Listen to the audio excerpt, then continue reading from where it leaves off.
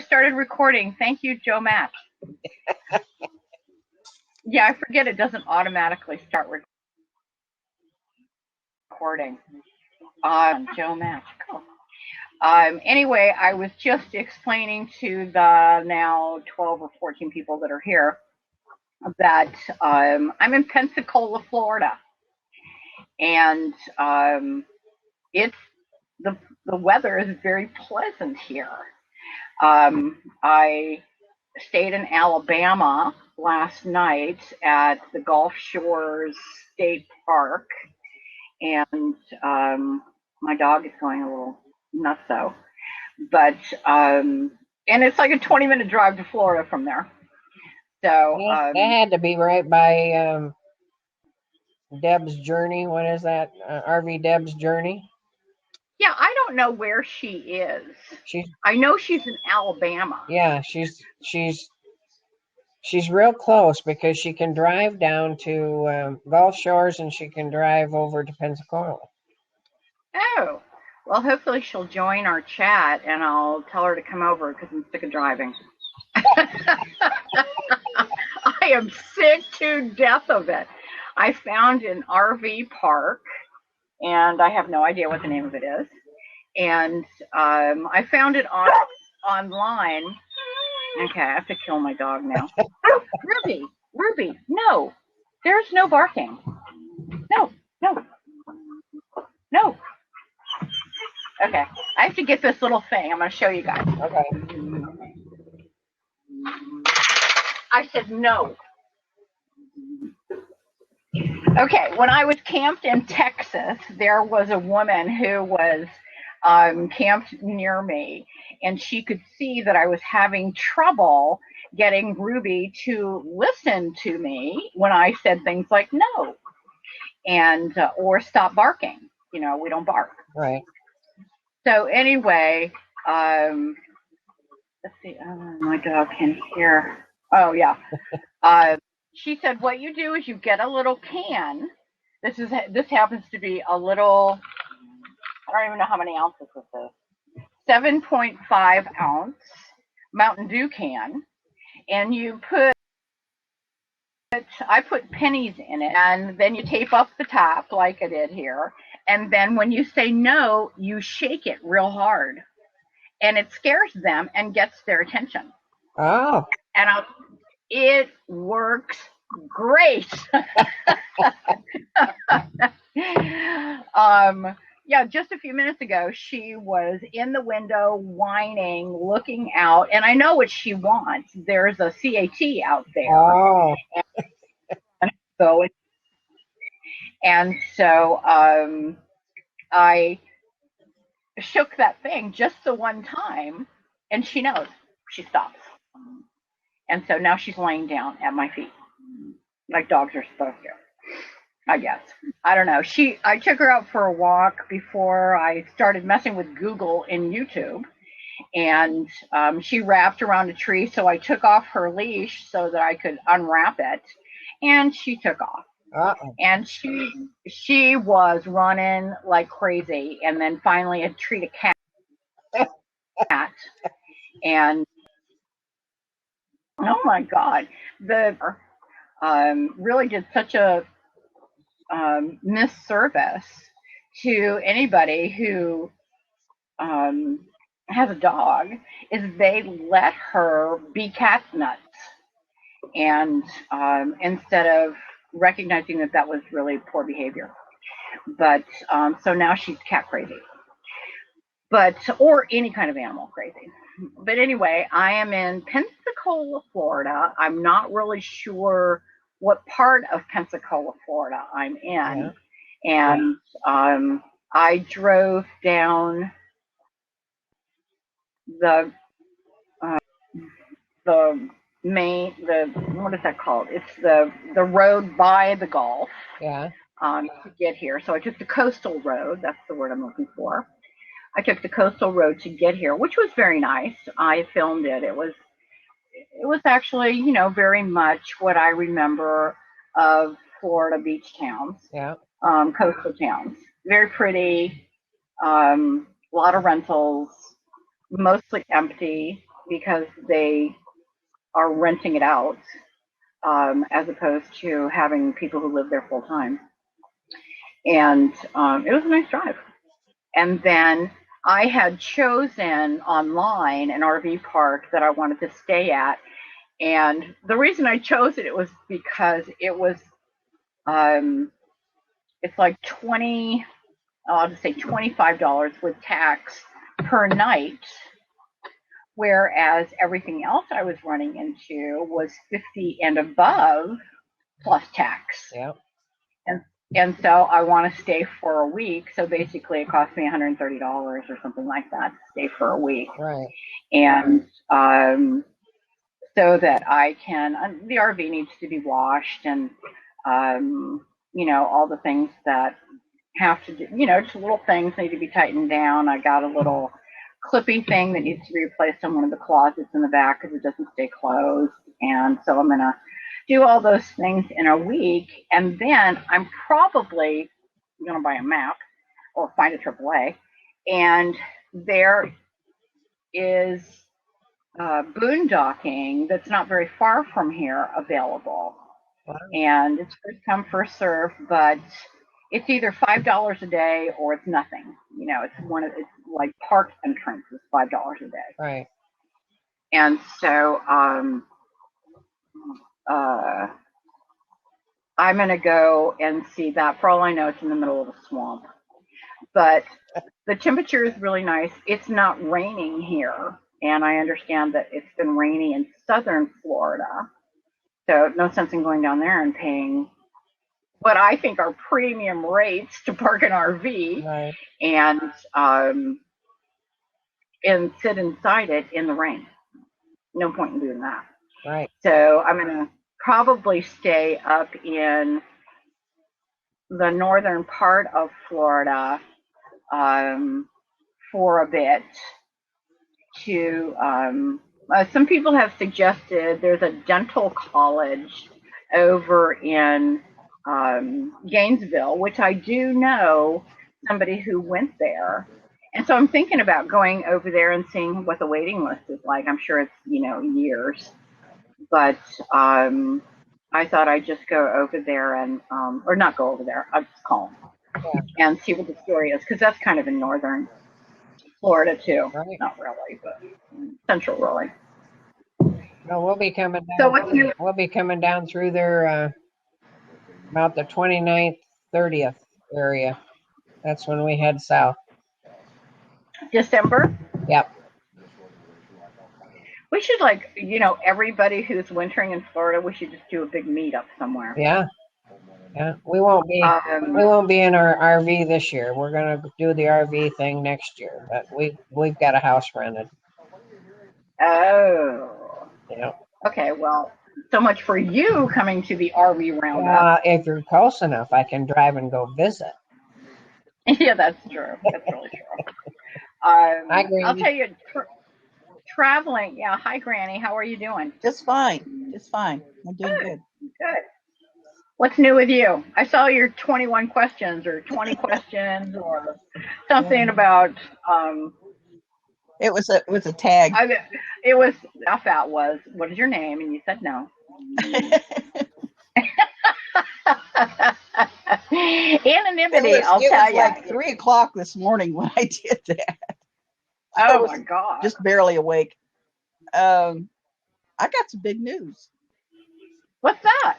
We traded in our truck and we got a 2010 Econoline van, a 12-passenger van. And we're going to, with seats? Yeah, we're going to take the seats out though and put in a bed and turn it into a camper, because we've been wanting. Yeah. So it's not really a class B. No, it's big enough to turn into a camper, a van camper, but it's bigger than just, it's what's considered a cargo van without the seats. And it's big enough for a queen size bed. And we're going to use it I've been doing those videos and we're kind of limited because neither my husband and I really like motels. And so and with 2 dogs, that's not a real doable thing. So we decided we've been trying to find a small trailer or something, and then we just ran across this van, and we got a really good deal on our trade, and we traded it in, and now we're going to take the seats out and store them, and put a bed in it, and I can put a small kitchen in it, and it'll work great. Little porta potty, and away you go. Yeah, it'll be great. Wonderful. Yeah, that sounds great. And it'd be kind of like you might want to do one of those eco toilets or whatever it is, the non-water toilets. Yeah. And then that way you don't have to have storage tanks. Yeah. Well, neither with a porta potty either, huh? We'll probably only do 2 or 3 day trips, But it'd be kind of like what Janice has got, only I think it's even bigger than the one Janice has. Janice has. Wow. Yeah. Yeah. Well, we're kind of excited. Well, yeah. Yeah, that is exciting. I've seen so many cute little trailers that as I've been driving, the roads are, the highways are filled with RV and trailer, come in and look and see what we've got, those kinds of things. And I have seen from the freeway so many cute little trailers. Yeah. And the one thing that I noticed down here in these the whole 2 campgrounds that I stayed in is people have these. They almost look like covered garages. They're made out of heavy vinyl. Oh. And so I'm going to investigate that. There's a guy that's back here that's got one. I think if I ever decide to do like a month somewhere or 2 months someplace, that I would definitely want to have one of those so that I don't have to carry stuff in the Suzuki, stuff like that. And there's all kinds of options out there. Once you really start looking around, I like the van idea. Well, the little pickup truck we had wouldn't have been able to haul a very big trailer. We'd had to have, maybe something a little bit bigger than a teardrop, but not much. Yeah. And then we'd have to license 2 different vehicles and insure 2 different vehicles. It was just kind of didn't make sense. So when we found the van, we thought perfect, And we went looking for an SUV or something big enough for my husband to lay down in, and he's a 6-footer, so that would take a pretty big vehicle.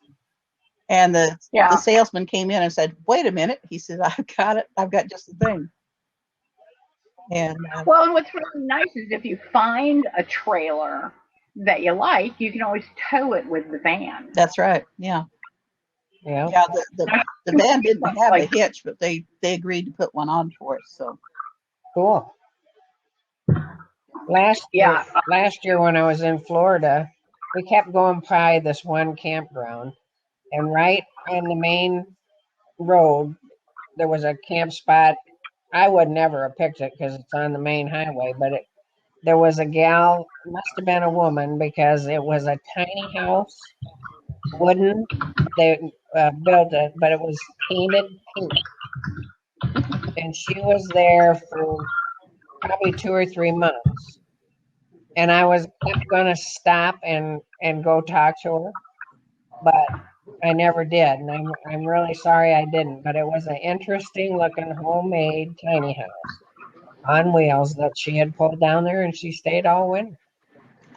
I follow a couple of those people on YouTube that go around and interview people that have tiny houses. Yeah. And I've seen one that might be the same one I saw. I saw one maybe a few months ago that was painted really bright colors. That was all pastel, real pretty. Well, this one was Pepto-Bismol pink. I think I've seen that one. I was at a campground, and some gal had an RV. I mean, a trailer that she towed, and it was flamingo pink. Oh boy. everything. And she had a whole setup, and everything was about flamingos and the beach, and amazing. And then she took it all down and carted it away. I don't even know where she put all that stuff. There was so much of it. Yeah, that was pretty amazing. If anybody in our audience wants to join in, come on in. And even though this is the RV Women Hangout, Rebecca told her friend. And I think we're all over 55.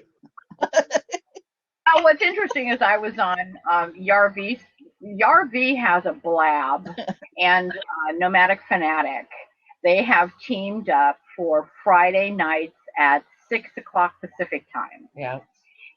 So I was over on their Blab on Friday, pitching this and giving them a hard time about their ageism. And things. Well, because when Yarv announced that they were going to do this, he said, that they're only going to have people on the panel that are under 55, and they're looking for a particular niche. They're looking for the working RVer. Yeah. No, I'm a working RVer. Like, but they're looking. You're working hard.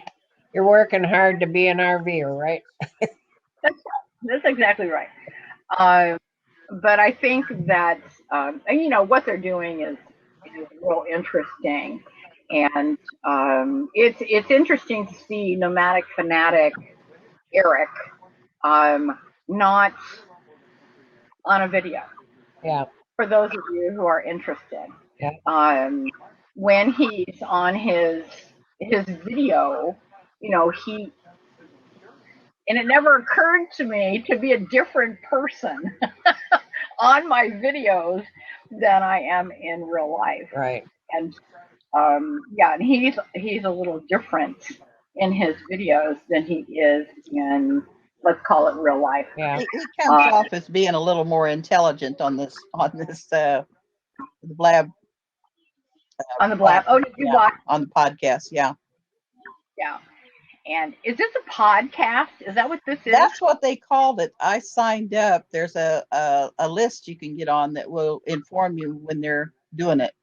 And when I signed up, it was still not completed, activated yet, but it called it a podcast.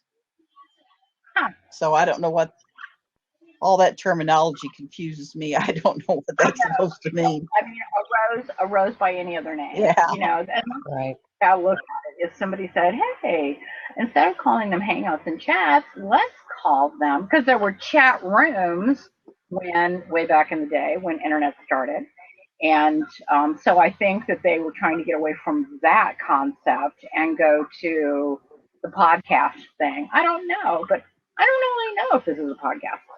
But basically what Blab does is it sends this podcast to my email, and then I download it to my computer and then upload it to YouTube. And so for those people who missed it, they can find it over on YouTube. I don't know that Blab records these things and plays them later. I haven't looked into it enough, really. But here I am in Pensacola, Florida. I've never been to Pensacola. Really the only places in Florida that I've been are down south. I have a good idea of everything from Tampa south. Yeah. And up here, I know nothing. I am surprised I know so little. But I made it here. The first day on Blab. It's not really our first day on Blab. We've done this. I think it's been 2 Sundays now. And but thanks for welcoming us to Blab. And for those of you who are unaware, this is the RV Women Hangout, and it's basically women talking about RVing. Some of the people who watch or participate are full-time RVers. Some of them are part-time, some of them are wannabes, and basically what we talk about is being a woman on the road. And yeah, I can say a lot about that since I've been on the road here for the last, I don't even know how long. And that's something that I don't know if it's just me or if it's everybody. You get on the road and you just lose track. Yeah. Monday, and especially when you're making videos and then you're editing those videos later, it's like you're looking 2 or 3 days back or even the day before, and it's really hard to keep track of where you are and what you're doing, and it's really helpful for me to have a map, and I haven't had a map since Texas. Yeah. A paper map. I've had, Google Maps, but I like to have the paper map. And the reason that you need those when you travel is you will get into areas where there is no internet. Now, fortunately, I haven't really run into that. So, yeah. Did you get my little message that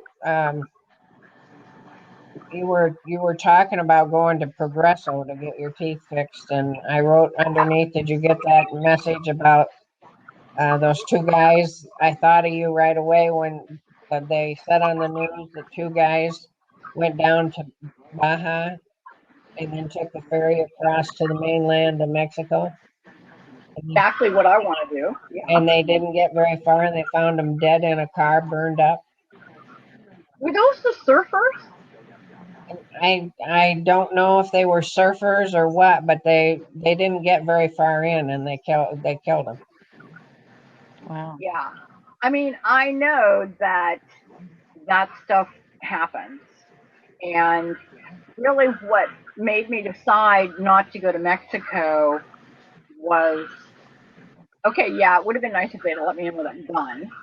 But that said, I don't speak enough Spanish to be able to just deal with the simplest things. I don't know. And I kind of think it's insulting for me to go down there and not, even though everybody says everybody speaks English down there, blah, blah, blah, blah, blah. I would be in one of those places where nobody speaks English and everybody's looking at me like you're just an American. But as far as going down to have my teeth done, I decided I'm not going to do that. If it goes wrong, I want to be able to sue somebody in the United States. But Gainesville has a dental college, I know. Yeah. And the city of Florida, Gainesville. Yeah. And so I know they have a dental college, so I thought I would give them a call and see what the story is there. Right. And then there's this other thing that I found online. And basically it's like, let's call it $400 because it's like either like $375 or $395 or whatever, so let's just call it $400. Right. And what you do, and for those of you who don't know, when I was in Phoenix, I had some teeth pulled out of my mouth. Okay, the concept being I would have the teeth pulled in the United States, so if anything went wrong, I could go to a hospital in the United States as opposed to going to Mexico and letting them do surgery on me. And that just, I wasn't going to let that happen. Right. So I decided that when I went to Mexico, I would have them do the partials or whatever they are that they do down there, or even do the permanent teeth, whatever that's called, when they screw them into your jaw. Hey, girl. Hey, can you hear me? Yeah. Yeah. Okay. Where are you? You're outside. It looks nice. That right there is Picacho Peak. And what state is that in? I'm right between Arizona. I'm in Arizona between Phoenix and Tucson. In Phoenix and Tucson. Oh, okay. Okay. Are you traveling or are you staying? We're here for 2 weeks. 2 weeks. Then where are you going? We have no idea. Well, that's how I ended up in Florida. Right? We made it to Texas. We were right on your heels. I know. And then you went further north and east. Yeah, we went up towards Fort Worth. Yeah. And then, oh, that's right. You were going to like hang with your grandbabies or something. Yeah, yeah. And did you get that storm that came through the week before Thanksgiving? Oh, before Thanksgiving. No, I was in Texas, but down Corpus Christi, and the only thing that we got was really light rain, but it was overcast and cold. You know, like 45 degrees. I don't do 40 degrees. I don't do 50. I'm very happy. We got is it windy? Like, can you hear, is my mic okay? Yeah, it sounds fine to me. Okay.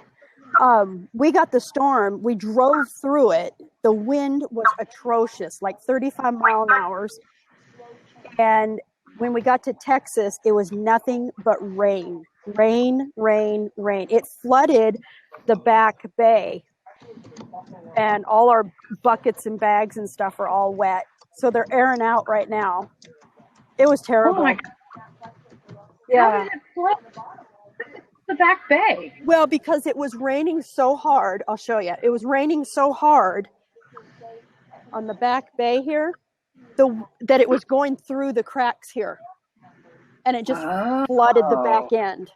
So, yeah, we've got, I don't know if you can see the towels hanging there, drying out. Yeah. Yeah, it was terrible. And then on top of it, the grandbabies gave us both the flu. Oh, great. So we've had, I know, so we've had head colds for the last 2 weeks. You look like you're in a boondocking location. It's a state park. Oh, nice. I'll swing around here. Hopefully I won't make you guys too sick. Fire. Yeah, there's our table and the fire pit. Oh, that's nice. It's a really nice state park. It's just electric, so you have to go up the road to dump and get water. It's $25 a night. So we're here for 2 weeks. But yeah, there's some people. Yeah. I'm in Pensacola. It's 70 degrees. It's 25 a night. Yeah, 25 a night, and it was 78 degrees today. Oh, nice. It was really nice. It was really nice. I was in Phoenix. It wasn't warm. It was overcast. I'm telling you, I've been traveling in the overcast zone for probably 2 months. Yep. Yeah, we since we left in the end of September, we've had nothing but wind the whole time. Wind, overcast, cold, miserable. I mean, this is the first nice weather for us. I'm going to sit at the picnic table here and quit moving around for you guys. See what's going on in the Pacific Northwest? Yes. My daughter got snow. And snow, yeah, at the higher elevations, but rain. Hello, El Nino. Right? Here we are. Not raining here. Where are you? I'm in Tacoma, just north of, or just south of Seattle. Yeah. You haven't got anything up there? It's been raining off and on, but I went out today and I had one quick shower this morning and that was it. It's about 50 degrees outside right now and it's dark. I got up at 3 o'clock this morning. It was about 52 outside and right? RV lady, you got a question over on the side there. It says, RV lady, how long did it take you to drive from Texas to Florida? Well, that would include what's after Texas. Hard to believe I just drove it. Is that's Mississippi, and then Alabama, and then into Florida. So I want to say it took me, I want to say 3 days. Okay, and let me preface that. I drive till I get tired, and that can be 45 minutes or that can be 4 hours. But it doesn't usually go more than 4 hours. I would have to look at my receipts, but I stayed in an RV park. It must have been Friday night in Mississippi. And then I stayed at Gulf Shores State Park last night. Is that right? Am I doing the math right here? Friday, Saturday. Yeah, last night, Saturday. And then the place where I stayed in, and that's in Alabama. I actually asked the store clerk, am I in Florida or am I in Alabama? And then it's like a 20-minute drive from where I was to Florida. And so I am now in Pensacola. So, I mean, if I would have driven it straight through, it would have taken me like 12 hours, maybe. I don't think it would have and I go 60 miles an hour, maybe 62. And you were by the border anyway, weren't you? Of Alabama? No. Alabama was, when you were in Texas. When you were in Texas, you were up by the border anyway, right? Well, no, I was in Corpus Christi. Is that by the border? I was in Corpus Christi, Texas. I mean, a little south and a little west. But basically, I was looking at the things that I thought if I ever go to Texas, I'm going to go to these places. And so I went there. I did not go to Galveston, and I figured that I'd save that for the way back.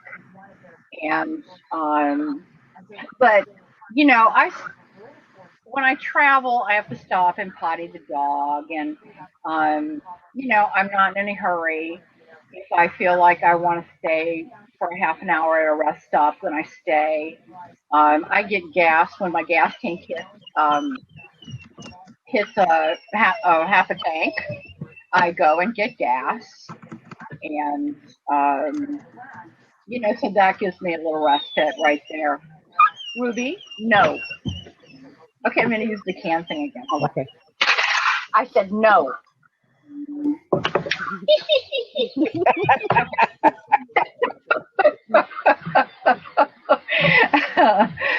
Well, what was funny was the gal who was telling me how to do this said, you get washers or whatever. And I said, I got pennies. Well, pennies? And I've got this bag of change, just dimes, nickels, and pennies. And so I just threw those in there. That'll be fine. It says over here, ladies, what was the most expensive must-have RV accessory you purchased to start? Oh gosh, my solar system.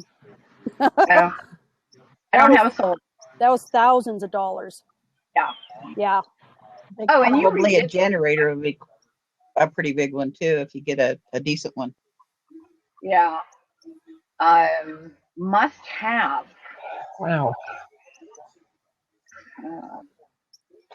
I don't know. I've got to think about that because I am so committed to be an RVer that I don't have like must-haves. With the exception of I took a couple of pieces of artwork out of my house and I made them fit in my RV. And I didn't care what I had to cover up in order for them to be in here. They were coming with me. And I have them insured in case the RV burns down. Basically, they're going to buy me a new RV if the RV burns down. Well, if you're going to boondock, unless your RV comes with a generator, you really kind of need to buy one of those. And if you do the solar system, that involves a lot. You have to get the panels. The panels is just the beginning of it. You have to get That's the Right, inverter and right. the Yeah, battery. somebody says, how did you decide on how large of a solar system you needed? Well, you've got to figure out what kind of stuff you're going to run. For us, it was mainly the laptops because we're still working. So we have to be able to get online and have our laptops. And then just your basic lights. We're not big TV people. We do most of our stuff online, like Netflix or, movies, DVDs. So you just got to figure out how much you're going to run it. And then, Well, what's interesting about that is when you talk to men, they talk to you in watts. Like, how many watts does something have? right. And you base everything on that. Where when women talk, I would have to say the only must-have thing that I bought was my juicer. And, could have brought it from home, didn't. Glad I bought one. That's the only must-have. Now, in order for me to use the juicer, because it has so many watts, I have to either run the generator or be plugged in. And so, They bite in your jam. the bugs are getting me, so I'm going in. oh my God, the mosquitoes in Texas they're as big as a dime. I was going to say as big as a dog. Oh my God, they're as big as a dime. And if you touch the grass, they just swarm you. And it's horrible. And they are blood suckers. And it amazed me when I would hit them and kill them on my person. Yeah. How much blood they had drawn out of me. I mean, they could have done several DNA tests with that. But I would say the only thing that I bought that was I have to have it was the juicer. And I want to say it cost me a couple $100, if that. And, everything else I pretty much brought with me, or it was in the RV. So it's not like, because I have a Class A, so I've got the microwave and all the stuff. So that came with. So I suppose the most expensive thing that you got to have when you're RVing is an RV. Well, I had the biggest thing that drives me crazy is dull knives. So I had to have a good set of knives. Yeah. I've never been much of a meat eater, so yeah, I don't care. Well, I'm not talking about steak knives. I want a good set of knives to cut vegetables or whatever. I need them sharp. That's all I need. I have one really sharp knife, and I use it to cut apples in half. If some chef saw me do that, he probably would execute me with the knife. But that's one sharp knife, I'm good. Yeah. But I have a machete. if things come, get real bad, I have the machete. I think another thing that's nice to have too is if you would pick up a little ceramic heater. Because sometimes you need heat and you don't want to turn your furnace on, but you can turn that little ceramic heater on and take the edge off. We just bought one. Yeah, you have to be careful with those though, because I was watching Follow the Hearts, and she had one in hers that I warned her I thought was probably too big for her wiring in her fifth wheel to handle. You have to be careful not to get something that's going to blow your fuses or burn up your lights, or you want to make sure that you just plug it directly into the outlet. Don't use extension cords. Right. But my ceramic heater is, what? Yeah, I've got one of those too. Yeah. It's just small. It doesn't suck much. And the other thing that people have to remember when they're RVing is your power is limited. It is not an unlimited situation. Right. You're limited. If you're going to run your heater, then you're not going to run your microwave. Right. If you're going to run the air conditioner, then again, you're not going to run your blender. You have to think about how much power each implement that you're turning on draws.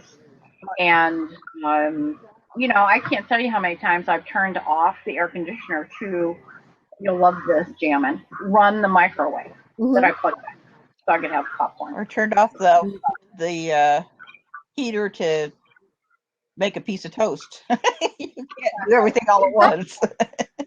Yeah, exactly. That's what you have to do. Right. And that's a weird thing when you're going from a house into an RV is you have to think about, okay, how many things are running right now?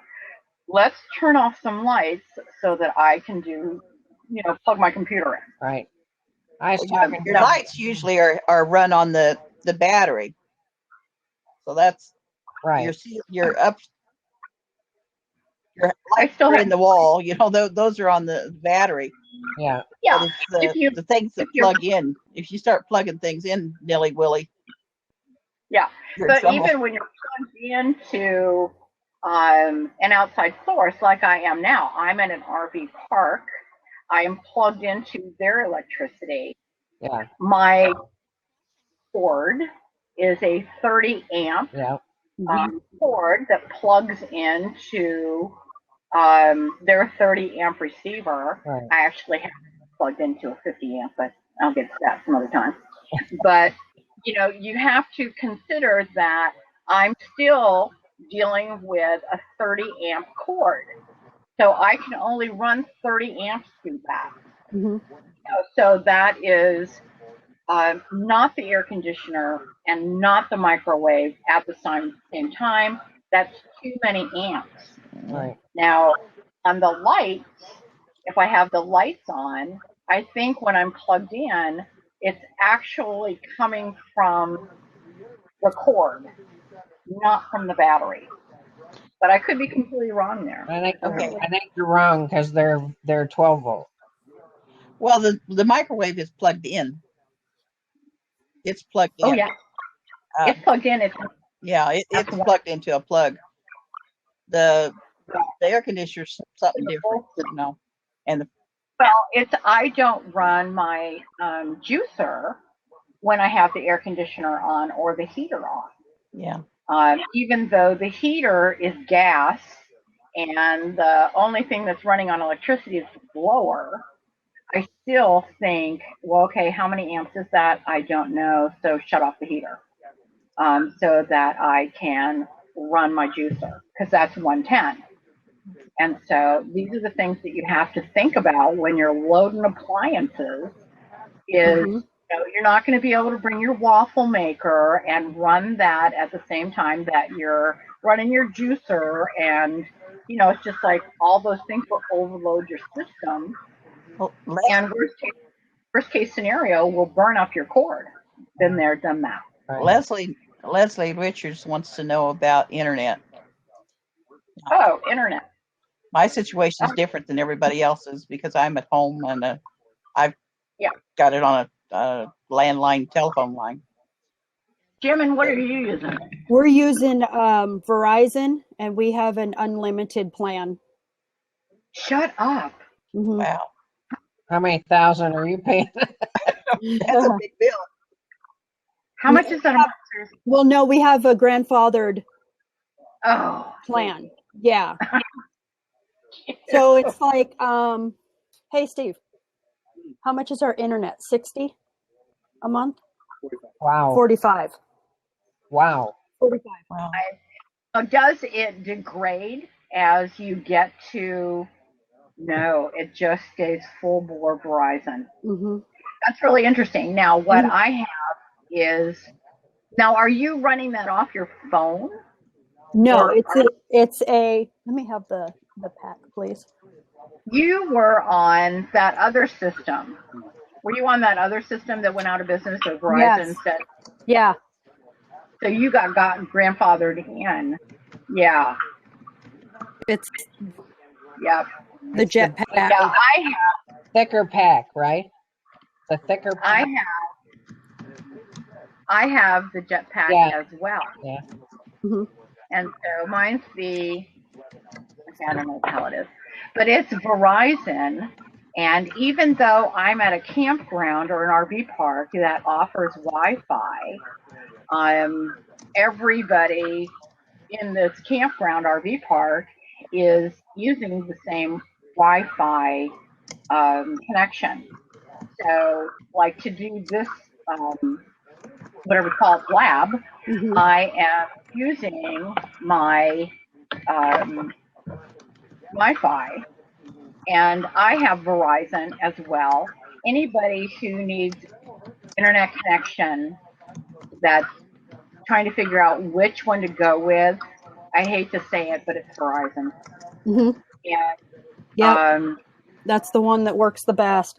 And we Right. have to have it because Steve is still working full time. So we wouldn't be able to do this if we didn't have the internet. Right.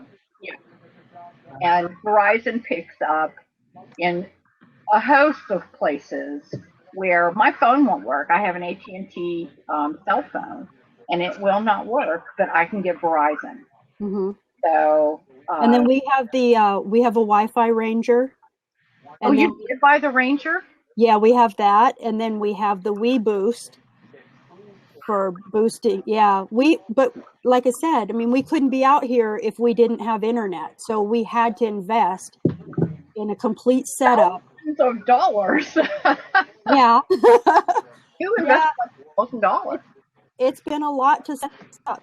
The Wii Boost, the Wi-Fi Ranger, the solar. We have 600 watts of panels up top, and I have 4 AGM batteries. How much? Hey, Steve, how much on the batteries do we have? 440. 440 amp hours. 440 amp hours. So I can run my hair dryer off the batteries. I can run the microwave off the battery. The only thing we don't run is the air conditioner. What's the footage of your RV? We are 31 and a half feet. And just so you know, on here on Blab, in case you can't see that, we have audio only on you. Oh. Because your poor internet signal For Verizon. It's allowing you to be audio only. Yeah, because you guys keep bouncing in and out of that too. Oh, okay. Yeah. You guys were in and out of it too earlier, and so I didn't know if it was my end or your end, but I can see all of you guys and myself right now, and it doesn't say poor. So yeah, that's what oh, now you're back. Now I have video of you. So, yeah, you guys were in and out earlier too. So I didn't know if it was me or if it was your end. I know. You know, the internet is so iffy. Yeah. But on the serious side of doing this, if you have to be connected to the internet, and you don't want to go to McDonald's or Starbucks or whatever in order to upload or, check your email or whatever, and you're going to get a Wi-Fi, MiFi, whatever they call it, go Verizon. Mm-hmm. Just pay the money. Yep. I'm on now I don't have to be, and that's one of the reasons why I'm going to hold up here in Pensacola, is I'm on a prepaid Verizon internet plan. So this little MiFi, Wi-Fi, whatever it's called, is prepaid. And I'm going through about 200 and change a month. Yeah. Wait a minute, let me think about that. Yeah, $180 a month. Because I need a minimum of 20 gigabytes. And it's $90 for 10 gigabytes. So, basically I run out. And what's interesting is it doesn't roll over. So, and a lot of phone plans, your minutes will roll over. Or maybe they don't do that anymore. I have no idea. But most of the phone plans are unlimited at this point. But there's a lady over here that would like to know about condensation. It's terrible. It's terrible. She wanted to know if there was any difference between living in a house and living in an RV, and of course there is. Oh yeah. I just, when we were over in Texas and hit that big rainstorm that lasted a week, and Texas flooded in areas, it was probably on the news. The condensation was so terrible. And because at the time we were using our propane heater, that puts moisture in the air. So we weren't even thinking like, go get the electric heater. Yeah. You know, I mean, we're still learning stuff too. So we're kind of slow at this. And we Not at all. had, It's, as you run into it, that's how you solve the problem. exactly. And our moisture inside was so bad, the windows were dripping with water. It was terrible. Yeah, we're So, getting a yes, there's a dehumidifier. big difference. Yeah, Well, you can get a dehumidifier, but again, another piece of equipment, blah blah blah blah blah. It's electric. Now, yeah, yeah. when I ran into that when I was in Texas and it was raining and moist and I was by the Gulf, so I was getting moisture anyway. I got up in the morning and wiped down all the insides of my windows. And I turned on because I could, because it wasn't rain. Well, I have the vent covers. I turned on my, fantastic fans Mhm. and pulled that moisture out. But believe me, I was walking around wiping off countertops, anything that I thought moisture would sit on. And even when I take a shower, fantastic fan, I wipe everything down and I don't shut off that fan until the bathroom's dry. Yeah. If you get a squeegee in the shower, that helps. Yeah, yeah. You have to Uh, turn on the fan when you cook because of the steam. yep. I think Yep. that's why Just Incredible put in that wood burner stove. Is it a wood burning That's stove? Yeah. Yeah. But I don't Pretty- know. I mean, Pretty don't you slick, but think they're it'd be, expensive. wouldn't you be stinking like campfire all the time though? He think does not. He says it doesn't come in. Huh. they have those ones like they use in yachts and in boats. Right. They're- And yeah, but they're like that are real $4,000. little. Yeah, they're really expensive, Yeah. and I'm not sure. I don't know. Yeah, That's I kind looked of up scares me. that fireplace thing that he has. I looked it up and it was like $4,000. Yeah, Oh my God. Mhm. yeah, they're real expensive. But he's up in Canada, so I mean, he has to deal with the moisture all the time, I think. Well, so do I, where I live. Yeah. Yeah. Yeah, I think he'd be pretty similar to you, RV Granny, Yeah. as far Well, as temperature. he's up like around Vancouver, and that's just a few hours from where I am. Yeah. Right. In Southern California, moisture is a huge issue. And, you don't keep your closet doors closed all the time and things like that because moisture can get in there. And you'll go in and get a pair of shoes that you haven't properly put away in a plastic box, and they're covered in mold. And so, being so close to the water, you get a lot of moisture that's there. I used those,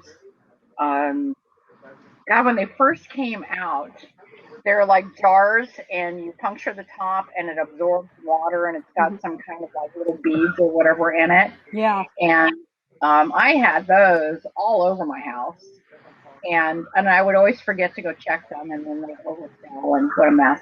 Well, you'd be But dumping them out every 10 minutes in an RV, I think. yeah, I think so too. The other thing that I use, when you get packages in the mail, they ship those little The little white Desiccants. little. Little desiccants. Yeah, desiccants. yeah. They ship those desiccants. I'll tell you, every drawer in this RV has desiccants in it.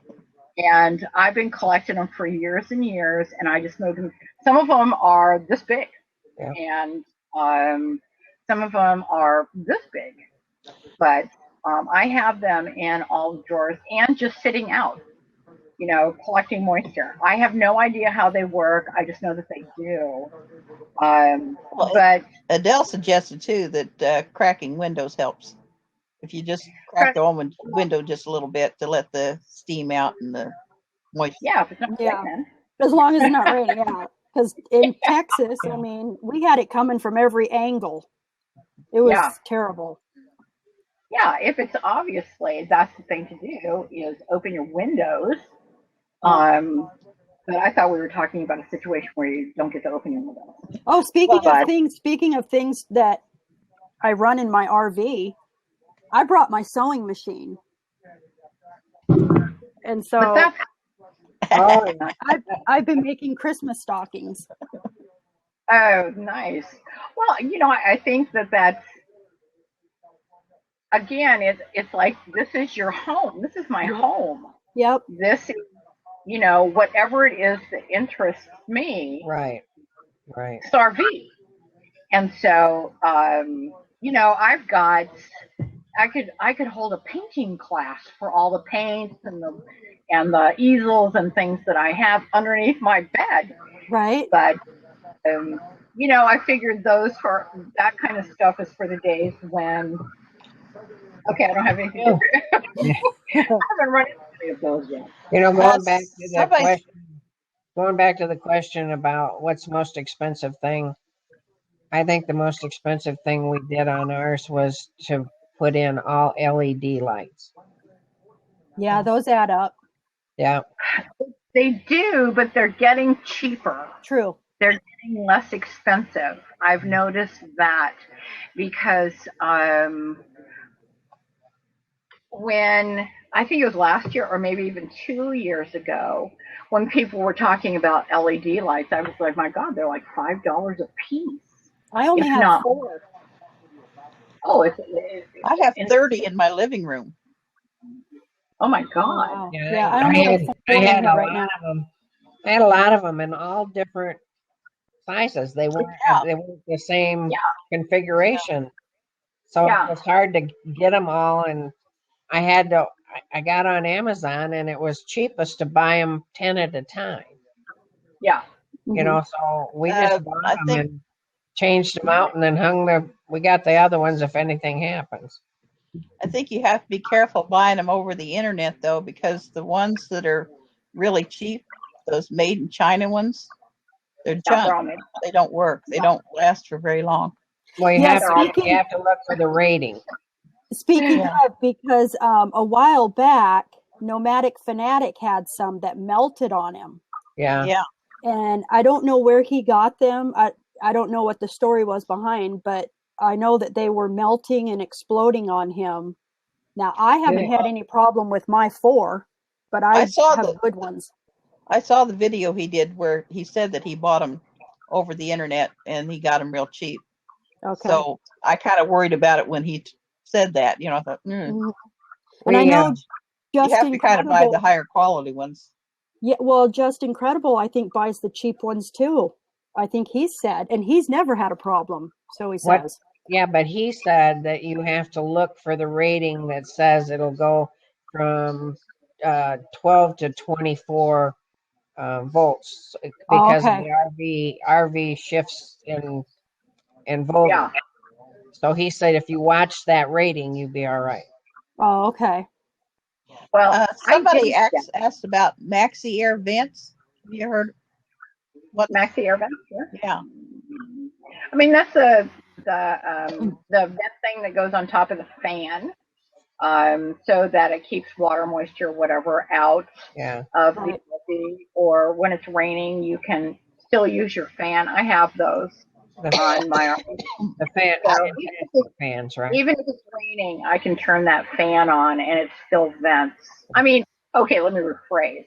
It has holes in it. I suppose it depends on what direction the rain's coming. Right. But, if it's coming from every direction, then no, I'm going to button up tight and, not make tea. And these are things that you consider when you are RVing. And it is things like I drink a lot of tea. So I've got a teapot. my teapot, when it hits the whistle part, then it's throwing steam out into my RV. So I don't let it get that far. I shut it off. Right. And, oh, gunshots. Oh, God, where am I?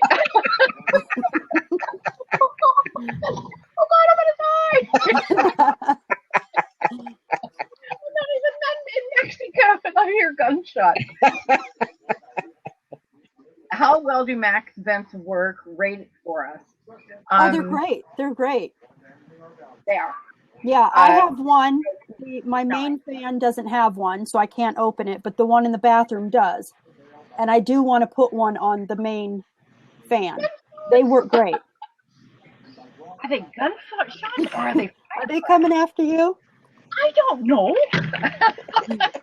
Take your dog on them. Somebody was asking about a crock pot and driving with the crock pot on low. Yes, you can. You just have to turn on your inverter. Yeah, Nomadic Fanatic used to do that. I could never do that because I would smell it cooking and think of 600 reasons why I should pull over and eat it. Mm-hmm. Or I would be so ravenous. I think Well, you got to have enough battery to do it. That was Nomadic's problem. He didn't have enough battery. Yeah. There's 12-volt crock pots. Yeah, it depends what you're trying to, how big your crock pot is. If it's, honest to God, I don't know if it's fireworks or what, but I feel like. Welcome to Florida, duck. Yeah. I was considering getting one of those very little crock pots. But then what do you put in that? I don't know. I don't really. The food that I make for myself, maybe once a week, I'll actually say, gee, I think I'll, barbecue some chicken or something. And then I barbecue a lot of it. And then I just eat that until it's gone, or I give it to the dog. 3 days, eat it in 3 days and give it to the dog after that. And, let's see, shots near Florida. Well, good thing you passed on Mexico. I know. Jeez.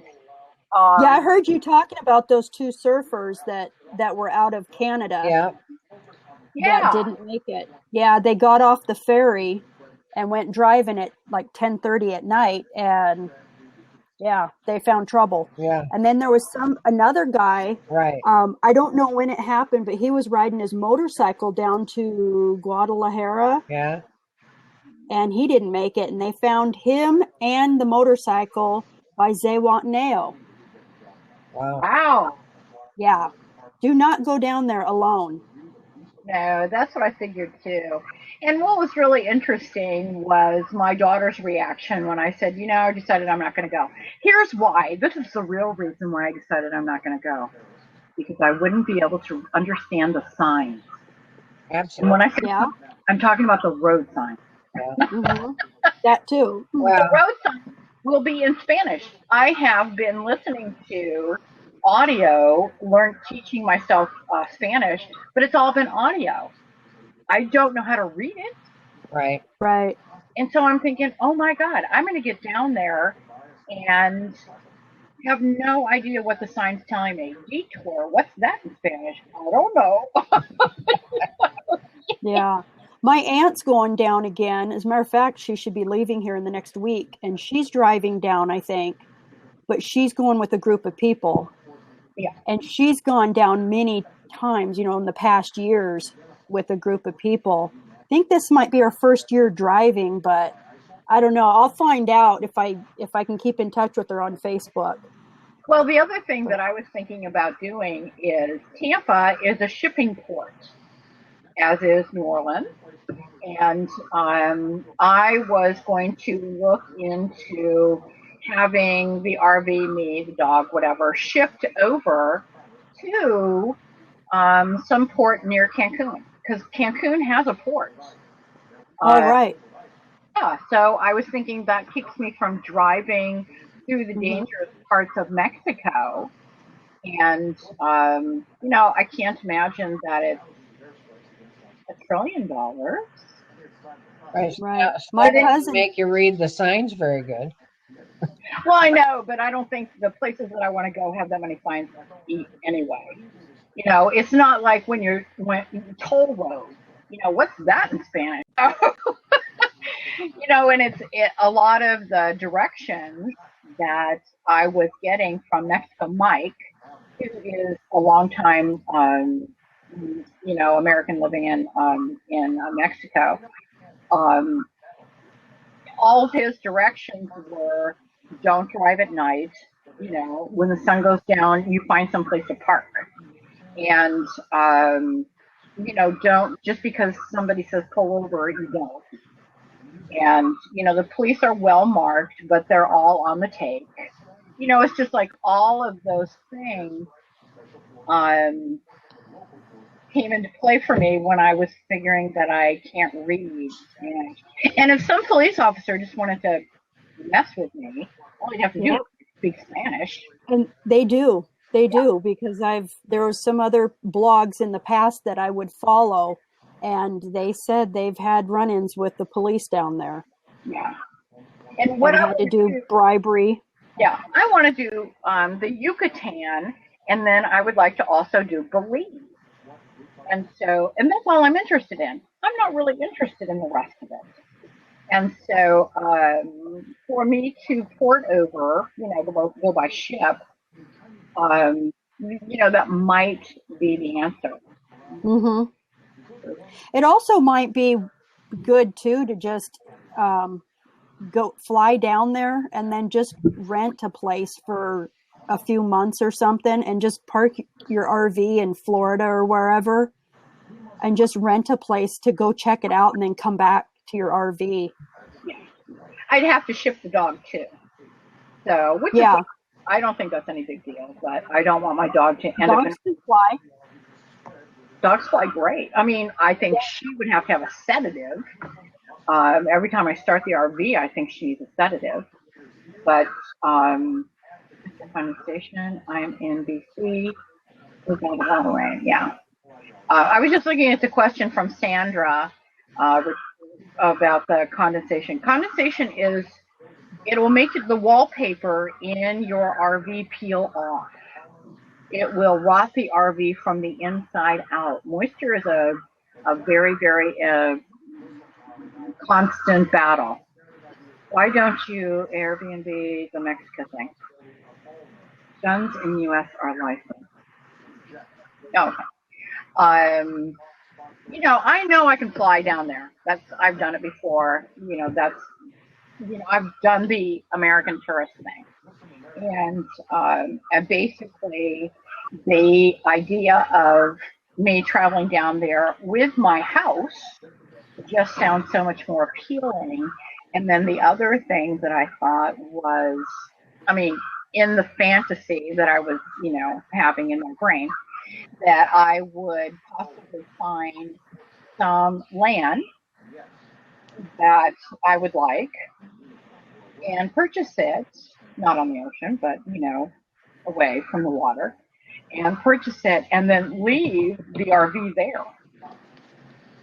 Go back to the United States, buy a new RV, and just go back and forth whenever I wanted to by flying. So then I've got my United States RV, and then I've got my Mexico RV. But apparently when an American or anybody leaves anything there, it's apparently, fair game. Anybody who wants to can just go and take the tires off it. So, RV lady, when I get my RV, I will caravan with you to Mexico. Too bad it has become so bad to travel there. I love Mexico. I would love that. I would love to get a bunch of people together and caravan down there. I have no desire. I don't. It is just one of those places that, I want to go see the ruins. That's really what I'm interested in. It isn't sitting on the beach drinking little tequila things. I want to go diving down there, and there are just a lot of things that I would like. Belize would be the place to do that. If you want to dive, go to Belize. Exactly. So Yeah. it's just a matter of, figuring out how to get down there. Well, I don't want to. I'll just wait. Right now the U.S. embassies or consulates or whatever they're called are telling all Americans not to travel in this stuff. Flying or whatever, foreign countries. And right now, Mexico for me is not worth the risk. So, I'll stay in Florida. It's as close as I'm going to get. And shoot, maybe I'll put this RV on a boat and go to the Bahamas. Who knows? There you go. There you go. Where you can take a scooter, take an RV. But I don't know. I'm gonna. Yucatan. Somebody's been to Yucatan. They never saw any RVs. But never, I want. Are there a lot of RVs in Mexico? there Do are they use them? there are a lot of people RV into Mexico. Now, how far they're going, I don't know. There's a guy who his tube is JC Travels, and he's an American, and he and his wife. I don't know if they have a town. They own the house in Mexico, or central Mexico, where I want to be. But and I think he's in the United States now. But I'm not sure. We're getting like feedback. Is somebody watching simultaneously or something? Anybody? Say it again. Is somebody watching TV on? Yeah, I know. I'm getting a lot of feedback too. Yeah, I am too. Now you guys all sound scratchy to me. Oh, I don't know. Let's see if that helps. Okay. Oops. Where did we go? Oh, we lost somebody. Oh. Which is fine. Anybody who wants to come on in, come on in. You can just come in, ask a question, and leave. You can come in and make funny faces, whatever. Is it better to get a cheaper RV and fix up the way you want and get a newer RV? Okay, I can speak to this. Me too. So go ahead. You go first. Okay. My first RV, no, that's not really true. My first RV was stolen by my brother. Okay. So let's go to the second RV. My second RV was a Class C and Patches. And Patches was called Patches for a reason, and that's because when I bought Patches for $500, she was supposed to need a new transmission and some other stuff. The guy had backed up into his trailer and kind of crinkled the back end. Long story short, I patched her up. It didn't need a new transmission. It just needed everything but the transmission, and needed to be resealed and stuff like that. But drove that up to Northern California. It did very well. It had about 65,000 miles on it. Ford engine, 350. I took out the stuff that was in it. Well, some of the stuff that was in it. It had a queen size bed in the back. I didn't want a queen size bed. I wanted a twin. And so I was able to make a twin size bed in the back, which gave me a much larger bedroom. It was 28 feet long. And I ran it into stuff like those yellow things at the gas station that keeps you from Okay, I redamaged severely the rear end of the RV. And so I remember you looking through the hole. Oh my God. Yeah. My whole face would fit through the hole. Yeah. Basically, I patched it up, and it didn't look great on the outside, but it was great for me on the inside. Um, but what I was looking for, okay, but a few years newer, was this RV that I'm in now. I was looking for a Winnebago Brave, and that's what I have now. Um, this is a 26 foot, so I lost some footage when I went to and this is a Class A, so it's the big box. And but I wanted the big window so that I could see, and there were just things about a Class A that I wanted over the Class C. So I ended up selling the Class C. Remember, I paid $500 for it, and probably dumped $2,000 into it, quite honestly. But I sold that for $4,000, and then I bought this one that I'm in for $10,000. Okay, it had 70,000 miles on it. It's a Chevy engine, which so far has been fine. And with engines I mean, people have a thing about engines. I like Ford engines. I know something about them. I don't know squat about a Chevy engine, but they're all engines. But basically, on this one, this is my starter Class A. And I'll tell you, you're going to run into stuff. I was doing a turnaround, and I went into a park to just turn around because I wanted to go another direction. And with a tow vehicle, you do not back up when you're in an RV. There's no backing up. You go out, you unhook, and then you can back up wherever you want. But while you're towing, while it's hooked up to the back of your RV, there's no backing up. So anyway, I went in here and I hit a branch on a tree that cracked my front windshield. Now that windshield is probably, I'm guessing $1,000. Okay, I'm just guessing. I mean, my insurance will pay for it, blah blah blah. But I decided not. I mean, it's just a fracture, and so it's not spidering or anything. So I just put some tape on it and said, done with that. And if it gets any worse, then I'll do something about it and have my insurance pay for it. But I think the only way to go from a car, or in my case, I had an SUV, to go from an SUV to a 26 or 28 foot RV and drive it through the streets with other traffic definitely requires a starter vehicle. You don't want to go out and spend $150,000 on an RV and then hit a branch, because it's very sad. Whereas on this, it's just like, oh, well, okay. Now know that I'm $6,000 into this.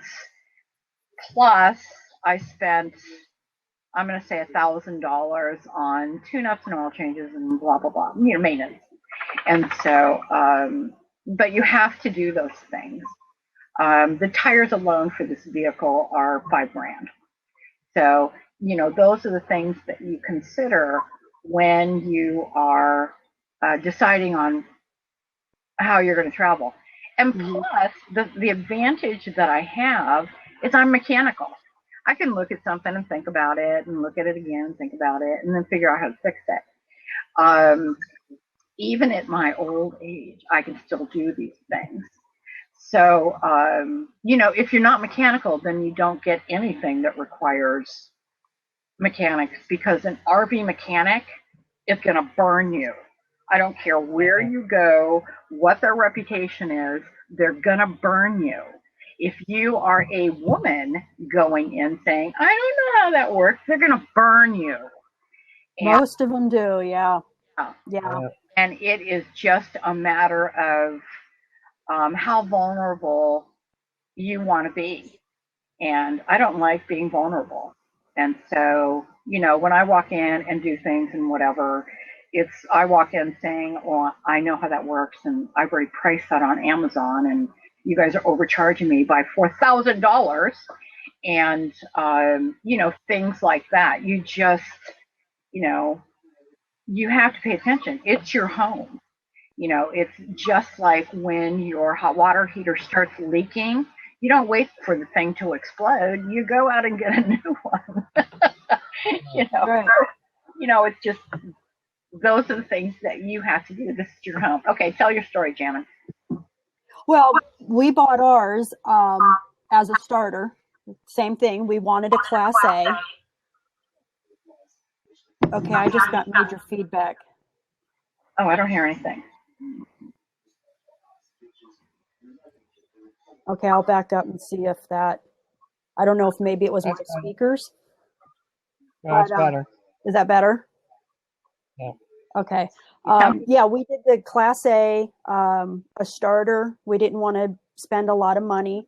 We already knew that we were going to rip out the dinette and the couch because we have to have a desk, an office space to work since we're still working. And so we had, I don't know if I can show you or not, we had the custom desk built.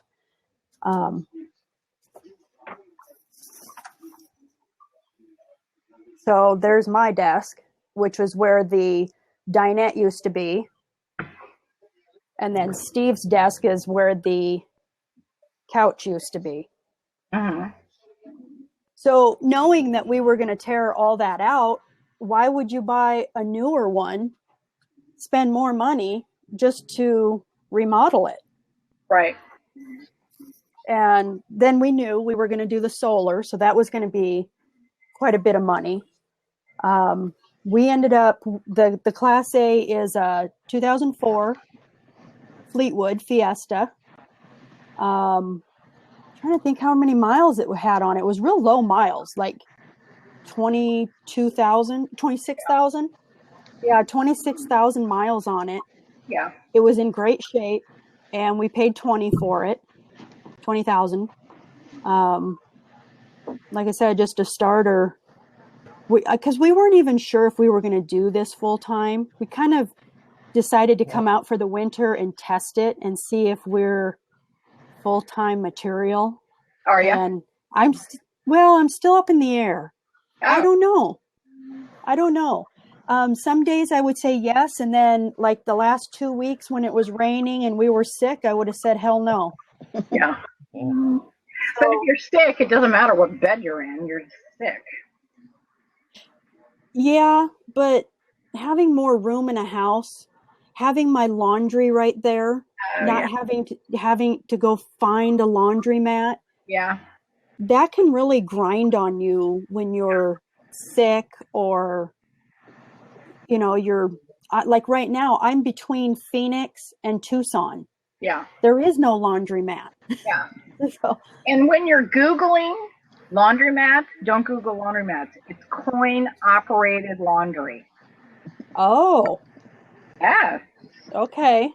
Coin-operated laundry. I learned that in, okay, I have no idea where I was. Oh, I was in Sacramento. Well, not really, but that area. Yeah. And I was Googling laundromats and getting like dry cleaners, and so or fluff and fold places. Oh, okay. So You're coin operated, and that's what the association is called, Coin Operated Laundry Association. And so if you Google that, then you'll find laundromats. okay. Which is kind of scary in itself to actually have to do your laundry at a laundromat. I mean, I don't know. Yeah, I'm kind of OCD on my like cleanliness, and it kind of rubs me wrong. Yeah, That's been a hard one for me to swallow. Yeah. The one that I did a laundromat when I was on Mustang Island in Texas, and the coin-operated laundromat that I went to, it filled up the tub because I'm very conscientious about this. I do not load my clothes and then turn on the water. I turn on the water, let it fill, and then I add my clothes. And the reason for that is because those places have those machines that'll get to a certain point and then they'll stop with the water. and then you don't have as much water circulating through your clothes. So what I noticed was when it came to the rinsing portion, the tub filled up. I'm not lying, this far. Wow. So you've got a full load of clothes, and it's rinsing in this much water. And I run 2 or 3. I don't pack my clothes in, but 2 or 3 machines at a time, and all 3 machines did the exact same thing. Yeah. We had this last one, we had to run a load through twice because it came out like just stuff on it. I was like, what the heck? And I think it might have been soap, but it's like, okay, that's telling me there's not enough water. Yeah. Right. And that's what's going on, is they are cutting back on like rinse water or wash water or whatever. Yeah. And do you notice they're smaller too? The wash machines themselves are much smaller. Yeah. Yeah. Have you ever thought about getting one of those little portable jobs that spin and stuff, just that you put in your shower thing? You know, it's electric, but it washes and spins them out. Well, I've seen they have people, ones that are manual too that you crank. yeah, I don't know if I want to mess with that. I guess I'm lazy. I don't want to make laundry like 5 days of my life. Right? Exactly. I just don't want to. Now, my my bras and underwear, I wash that all in a tub in the shower. I do not take that to a laundromat because that would freak me out completely because I am OCD. But jeans and sweats and stuff like that, those are the things, towels, those are the things that I'm taking to the laundromat, sheets and stuff like that. And this last week I had to do the entire bedding. So we have 2 comforters because we were both sick. Right. And so you got to, sterilize everything. And it's like, man, had laundry coming out our ears. Yeah. And we're just plugging the quarters in. And I love those places where you go in and they don't tell you how much anything costs. It's just you feed the machine until it says, push start button. And what I hate is the dryers always seem to be on full heat. Yeah. Just hot. Yeah, just but hot. I have found that for an average washer load of clothes, and it doesn't matter if it's jeans or towels or whatever, half an hour in a laundromat dryer is all you need. Half an hour. And so that I kind of plan accordingly because I don't want my clothes fried. And I would rather have them come out the slightest bit damp than fried. Yeah, the ones we've been to, you put a quarter in and you get like 6 minutes or something. And so I put in just enough to get like 20 minutes and then I check them and then I might put another quarter in. Yeah. What I do is I touch the glass on the window to see how hot that is. Yeah. Then that tells me how hot the clothes are. Because there was one laundromat that I went to and I put my hand on it. It was cold. So there was no heat going round and round. I was just pumping, money into the stupid dryer and with no heat. So doing laundry on the road is really... It's not fun. No, it is not fun. But that's one of the things that you compromise on if you want to live the lifestyle. So you have to decide, do you want to stay home and mow the grass or do you want to go find laundromats? Right. And that's,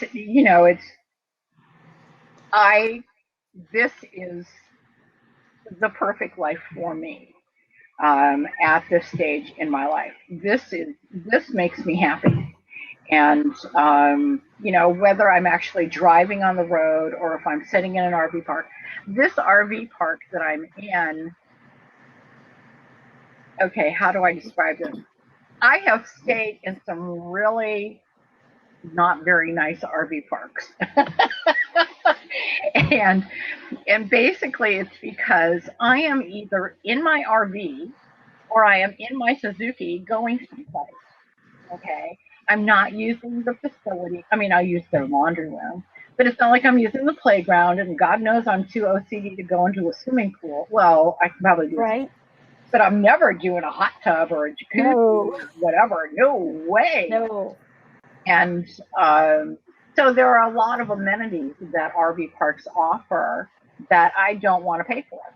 So, like this place, I'm paying, what did I say, $130 a week to stay here, whereas every place else that I looked, it was somewhere $325, $375, $400 a week. Okay, and this place has internet. It's not enough internet to drive like this, but you know, they have internet that I can access and check little things. But again, for anything that's private or anything that really draws bandwidth or whatever, then I have to go to my MiFi. We have been talking for the allotted time. Hour and a half is how long we do the RV Women Hangout. And if anybody has any questions or comments that they would like to make, we're going to be signing off here pretty soon. My desire to get an RV to live and cause my children to point out to me how much they devalue over a very short period of time. Okay, just like everything else, I checked it out and was shocked. How do y'all do that? Buy used. You know, if you Yeah, buy used. yeah, if you buy, I look at mine. I paid $20 for mine, and I look at it. I mean, people pay $20,000 for their car. right, I look at it like I just bought a car, only I'm living in it. right, and you know, I only paid $10,000 for mine, and you know, again, it's my home, so I treat it that way. And you can take anything and make it amenable to you, your life, your lifestyle. If you're buying a brand new, like what Jammin said, if you're buying a brand spanking new RV, you're crazy. I would never do that. Never. I would do that. Okay, no, I would not do that. I would still buy a used RV. Yeah, once you drive it off the lot, you can figure that it's worth half of what you just paid for it. And God knows I do not want to go into debt, especially for something like this, because just like a car, when you're in a car accident, your car can become junk in seconds. And that's the same thing with the RV. You know, you can hit something or it can hit you and your house is junk. And so you've got to be prepared for that scenario. And going into debt to do this, I think, is probably not. No. I mean, the whole point of doing this was to get out of debt. Yeah. And so, you know, I carry no debt at all. Same here. And everything we have, we've paid cash for. Yeah. We do have a couple credit cards. We have savings because you'd be stupid to go out on the road without a savings. I mean, that's, yeah, you just, you gotta have net, you know, when you're doing this, because your RV can be disabled for whatever reason, accident, engine blows up. Yeah. At any time, we could pack our stuff up and go back to the house. Yeah. Now, I wouldn't say you have to have a house, but you have to have means to either get an apartment, yeah, go rent another house, or buy another RV. You have to have means in case something happens. Yeah. Yeah. Hey, somebody asked about the tire pressure gauges. Yeah. Have any of you used the wireless? Yes, we have. And yes, we do have one. And no, we don't use it. Yeah. we took them off. We put them on when we started out, and it was constantly beeping. And we found that we were stressed out because this damn thing kept beeping at us, and we kept thinking one of the tires was going to blow up.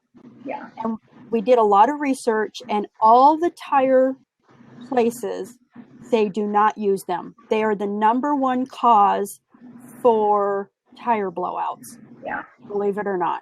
Yeah.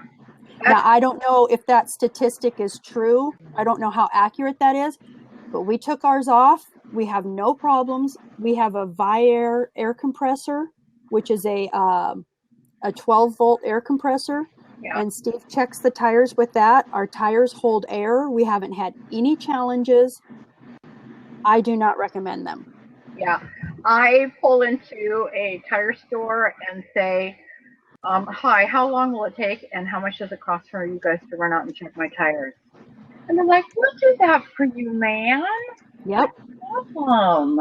And no, there's no cost with that. You know, and basically what they want to do is sell me tires, and I don't need tires. I just need the air checked, and just to make sure that, you know, everything is groovy. And everything has been fine so far. What I have heard about those tire gauge inside the coach, whatever, is that no, that they're a pain in the ass. They are. You know, here's a really good example. My son-in-law bought a brand new Honda, one of those SUV things that Honda does, and it has that tire thing on it. And it's not like he can take it off, because believe me, he would. And from a week into it, that light came on his dashboard telling him that there was something, that he had a low tire. And so he has taken it back to Honda a bazillion times, and Honda says, oh yeah, we fixed it, and then the light comes back on. So I don't think that that they've worked the bugs out on that yet. And I've heard the same thing that Jammins has heard, which is it's the number one way to blow your good tires. Yep. Or having that stuff put on. And Rusty saw the sun yet. If you research it, I believe that all the truckers out there, the semi drivers, they don't use them either. No, I haven't seen any on any semi trucks. Yeah. And, they get out with a, you know, something and bang on their tires. And I'm not sure what they're listening for, but one of these days I'm going to figure that out. And I'm going to bang on my tires too. Hi, Ross. How are you? That's RVWH. And you're here just in time for the end. But I don't see any other questions. Does anybody ever see any questions? Somebody was asking about, do you need a special driver's license? And I told her no. No. No. Now, apparently, I have heard that there are some states that require it, but you have to be a resident of that state. And I'm thinking Texas might be one of them. I don't think Texas is. I thought it was California. I've seen 80-foot truckers, you know, 2 40-foot things hooked to each other driving down the road. I don't think Texas has a lot of rules. Story of my life, always like. Somebody asked about the nitrogen-filled tires. Don't know anything about it. Air works for me. It works for me too. And I don't know that tires, other than those tires that they make for cars that go around on racetracks, will accommodate the nitrogen thing. And I don't see the value in it. Backup cameras. Backup cameras are really, really nice. Yeah, we have one. It came with the rig. Mine did too, and it's black and white. And I put one, when I have patches, my Class C, I put a camera in that one. And oh my God, it was just so nice to be able to look out the back. And mine was not, and this one is not a backup camera. This is an all the time look out the back rear view camera. And I would never, ever, ever drive a rig without a camera. I don't know that I'd ever drive a car without a camera in the back. so that you can really see what's going on back there, because that's when you're going to hit stuff. Look at RVs. When you look at RVs, what's dented up is the rear end. And that's because you can't see anything with those mirrors on the side. I mean, you can see something, but you're not going to see what you're going to hit. And those cameras really save you. Okay, other than that, over a certain weight in Texas, I think 22,000 pounds. Yeah, some of those big Class A's, I think you do have to get the, I forget what class license it is, but it's not a commercial license. Yeah, they have, for some reason, I want to say the state that I was thinking of was like Illinois. And there probably are states that have, Class B, RV or CV set. It's a Class B license. Oh, okay. There are some states where the highways, roadways, whatever, are so challenging that they want people to have a special license so that they understand the roadways. And, because you will go into some states where, like my RV, it's 12.5 feet. Okay, I know I need 13 feet of clearance. So there are some states that you can go into where you see the bridge clearance is not going to be accommodating like an RV. And I think that's why they require the special, just so that you know the rules of the road and the rules of you don't have to worry about the different rules in each state you drive into. The rules apply to wherever your vehicle is licensed. Yes, exactly. Yeah. And in California, there is no problem. Yeah. In California, you can drive whatever on a, I think it's a Class A, just a regular driver's license. And, I think I can drive anything I want. So I can go rent whatever I want and drive it, except like a semi truck. I can't do that. Well, we were surprised when we were on the road to see people with trucks pulling trailers, pulling toads. They had 3 vehicles in a, and some states allow that.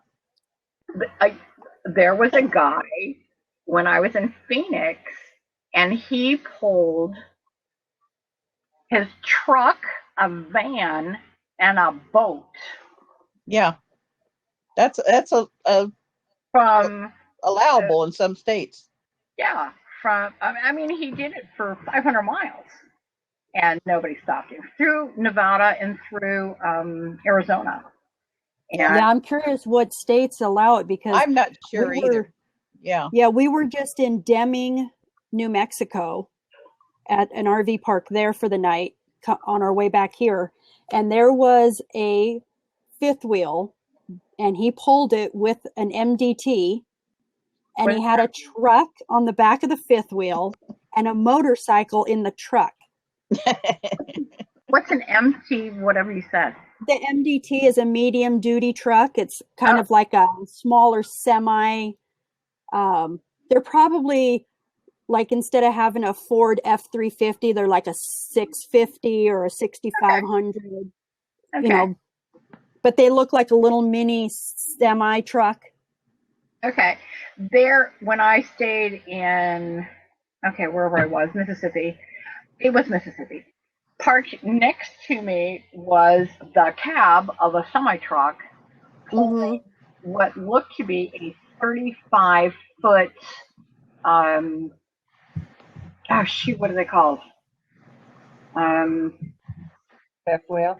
Yes, thank you. And a boat behind that, Texas plate. He had a motorcycle on behind the cab of the semi truck, and a kayak that sat next to the motorcycle. It was just like a fun mobile. I was like, please sign me up. To me, that just screams stress to me. Oh, it does? Stress. To me, it seems park. to me, it like go someplace park. Right. As you know, I can take, and I'm sure Jam and you can do. You know, I can drive through any place. You know, and I have no qualms about it at all, as long as I don't get into a position where I have to back up. Yeah. And it's not I do probably 95% of the driving.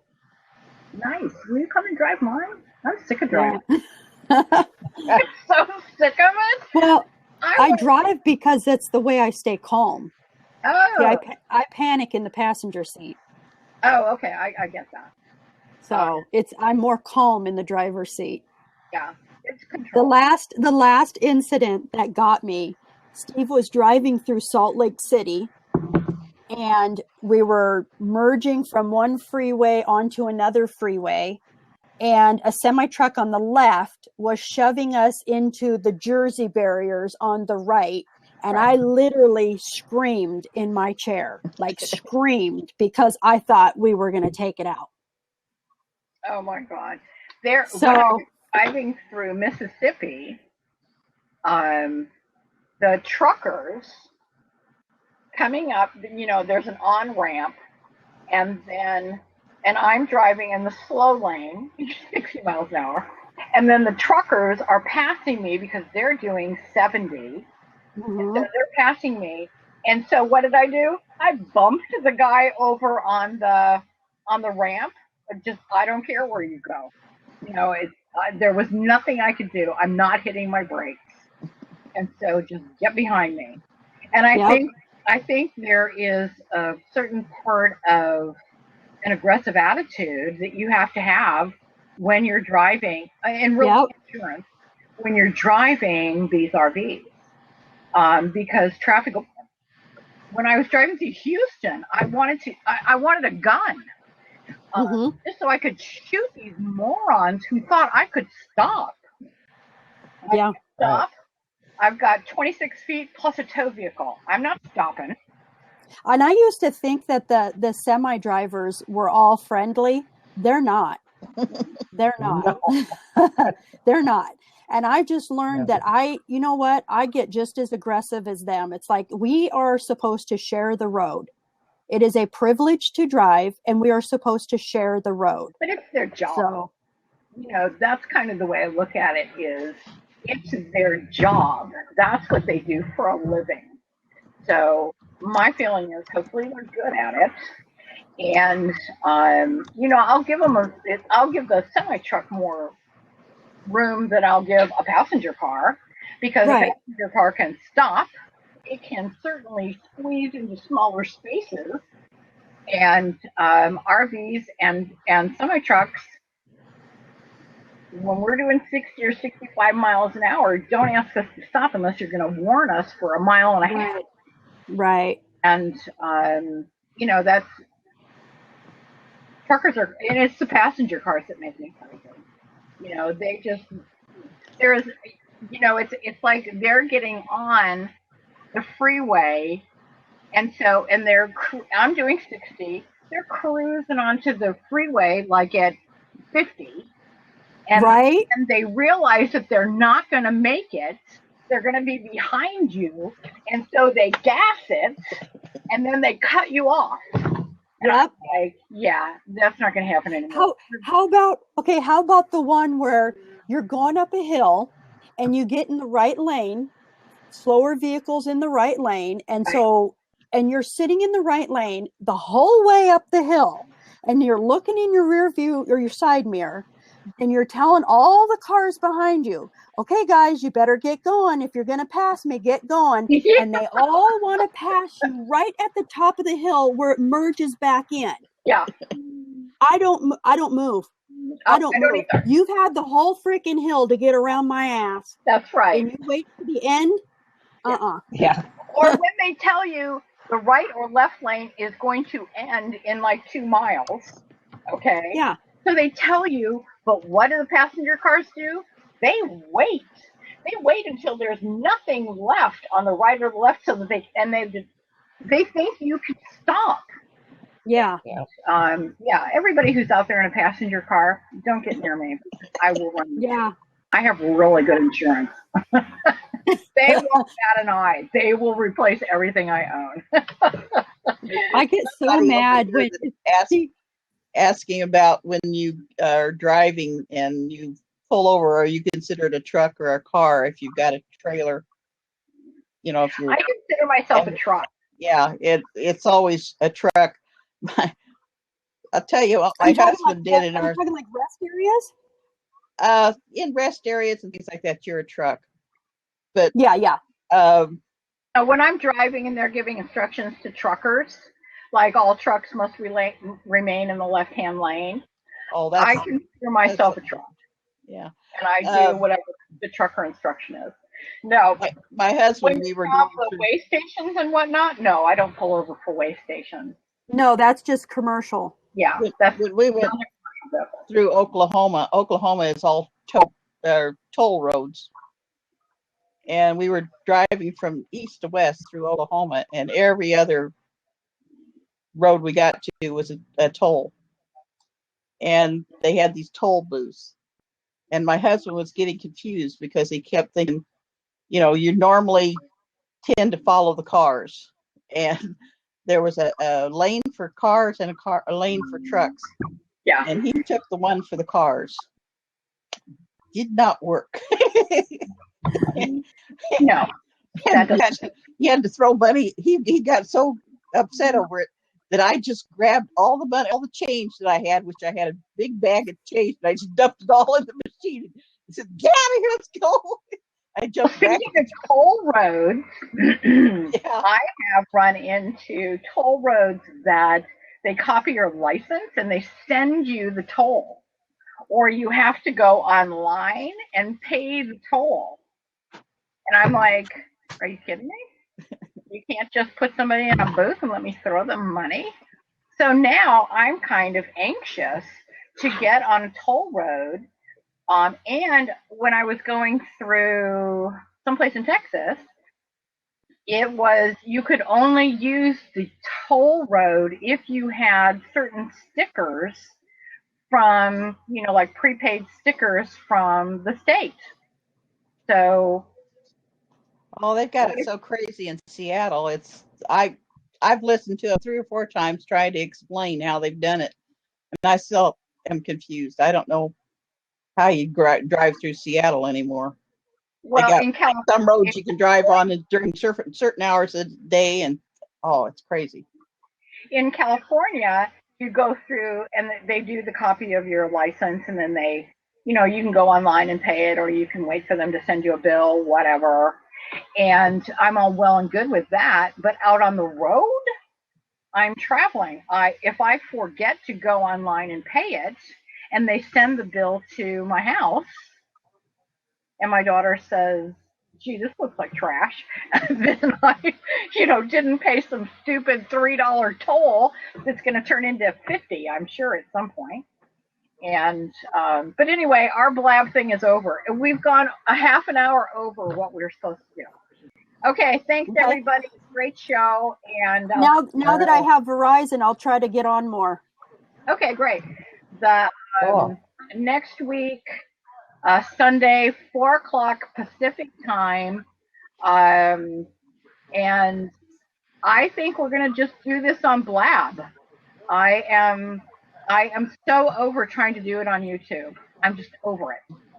And so let's all do it on Blab next Sunday, 4 o'clock Pacific time, and I look forward to it. Thank you all. Okay. Good night. Good night, everybody. Good night. Be brave and click off. And 1, 2, 3, go. Oh, I didn't do it.